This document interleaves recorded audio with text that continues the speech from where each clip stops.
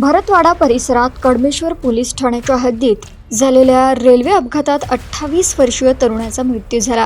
ही घटना 17 जून रोजी मध्यरात्री 12 वाजताच्या सुमारास घडली।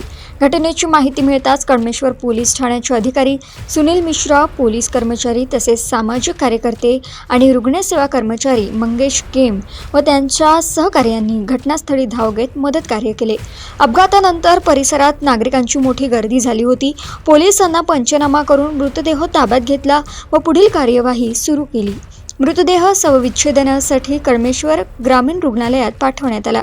मृताची ओळख लक्ष्मीकांत सूरज जामदार, वय 28, राहणार कोराडी अशी पटली आहे। या घटनेमुळे कोराडी परिसरात हळहळ व्यक्त करण्यात येत असून कुटुंबियांवर दुःखाचा डोंगर कोसळला आहे। या प्रकरणाचा पुढील तपास पोलीस निरीक्षक मनोज काळबंदे यांच्या मार्गदर्शनाखाली सुरू असून मृत्यूचे नेमके कारण आणि अपघाताची परिस्थिती याबाबत पोलिसांकडून सखोल चौकशी करण्यात येत आहे।